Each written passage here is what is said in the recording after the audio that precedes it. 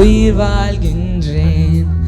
யாரும் அறியாத என்னை நன்றாய் அறிந்து தேடி வந்த நல்ல நேசரே. கடவுள் எங்களுக்கு நவம்பர் மாதத்தில் ஒரு ஆண் குழந்தையை எங்களுக்கு ஆசீர்வாதமாக கொடுத்தார். ஸ்டீஃபன் பிரதர் ஜோமனி தீர்க்க தரிசனமா சொன்ன மாதிரி நடந்து இன்னைக்கு கூட கொடுத்து கொண்டிருந்தாங்க.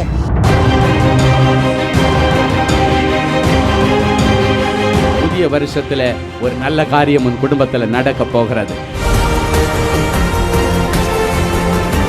நீங்கள் பலுகி பெருகி பூமியை நிரப்பி மச்சங்களையும் ஆகாயத்து சந்துக்களையும் ஆண்டு கொள்ள போகிறீர்கள்.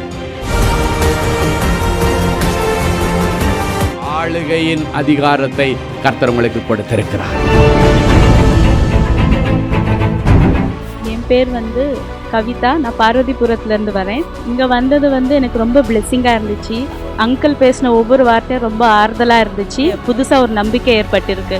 எனக்கு போன வருடம் ஹார்ட் பாதிக்கப்பட்டு விட்டது. பாஸ்டர் அவரிடம் தொடர்பு வந்து நீங்கள் ஜெபம் பண்ணுங்கன்னு சொன்னேன்.